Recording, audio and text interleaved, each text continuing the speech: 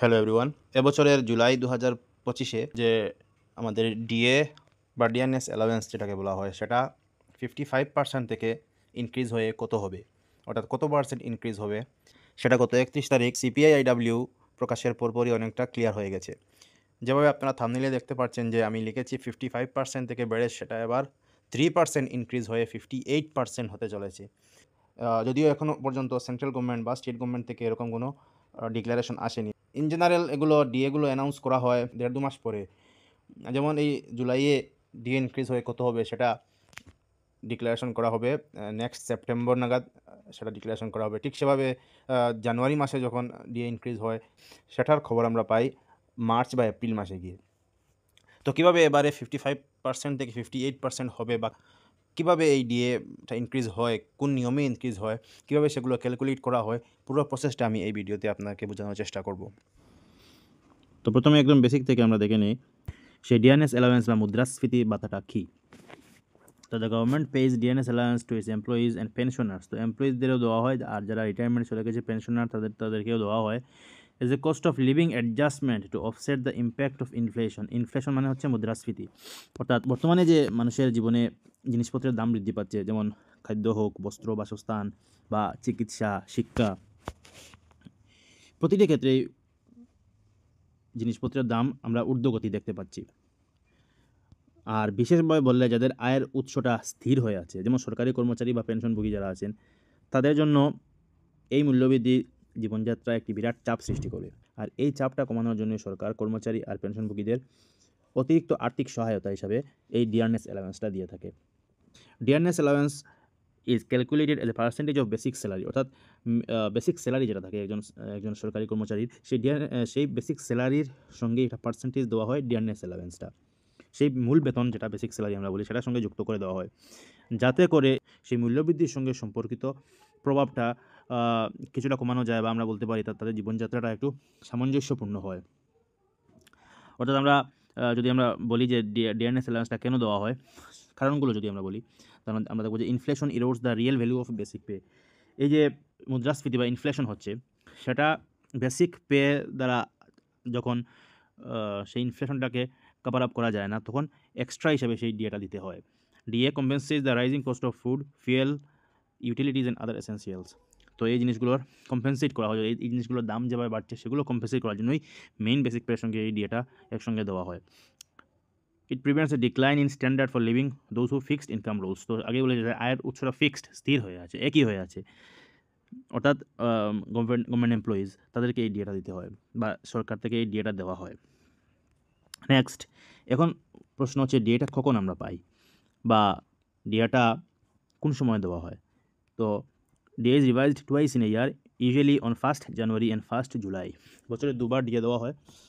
তো বছরে দুবার মেইন বেসিক স্যালারির সঙ্গে ডিএর পার্সেন্টেজটা অ্যাড করে দেওয়া হয়। এই ডিএ পুরো বছর সেম থাকে না, বছরে দুবার চেঞ্জ করা হয়। যেমন 1st জানুয়ারিতে যদি ডিএর পার্সেন্টেজ 50% হয়, অবভিয়াসলি 1st জুলাই আরও 6 মাস পর নিশ্চয়ই মুদ্রাস্ফীতি আরও হয়েছে বা মূল্যবৃদ্ধি আরও হয়েছে জিনিসপত্রের, তখন সেটা 50% না থেকে হয়তো 55% হবে।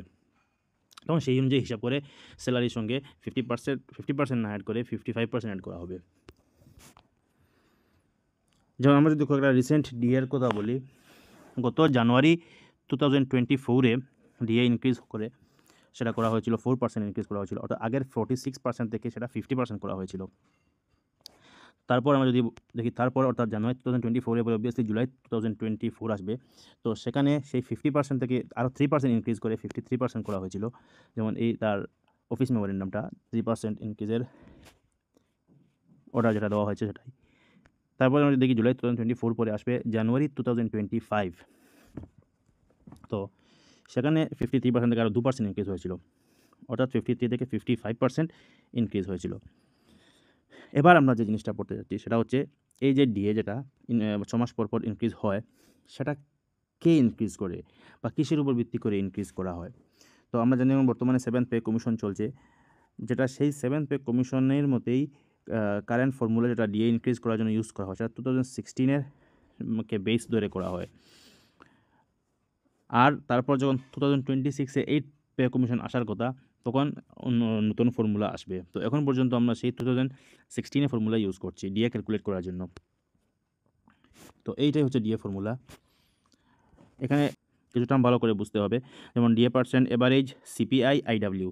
তো এই সিপিআই বা consumer purchase index for industrial workers, IW, সেটা কি সেটা আমাদের আগে বুঝতে লাগবে, তখন আমরা ডিএ পার্সেন্টেজটা ক্যালকুলেট করতে পারবো। Average CPI IW for past 12 মান্থসে লাস্ট এক বছরের CPI IW base index divided by base index into 100। তো বেস ইন্ডেক্স বা সেগুলো কীভাবে আসে আমরা একটা লিস্ট থেকে সেগুলো বুঝে নেব। তার আগে CPI for industrial workers consumer purchase index for IW সেটা কি, এটা হচ্ছে it tries to measure the alterations over a time period on the prices of fixed basket of goods and services. তো গুডস অ্যান্ড সার্ভিসেসের price যেটা, অর্থাৎ জিনিসপত্রের মূল্যবৃদ্ধি যেটা হয়, সেটা একটা ইন্ডেক্স বা সেটা কত ইনক্রিজ হলো সেটা সরকারের তরফ থেকে সেটা প্রকাশ করা হয়। তো সেটা ইন্ডিয়ান গভর্নমেন্টের লেবার ব্যুরো, সেই ministry of labour and employment, সেখান থেকে সেগুলো এই সিপিআই আইডাব্লিউটা প্রকাশ করা হয়। তো এবছর যেটা গত জুলাই 31 যে সিপিআই আইডাব্লিউ প্রকাশ হয়েছে, সেটা জুন 2025 পর্যন্ত হিসাব করে দেওয়া হয়েছে।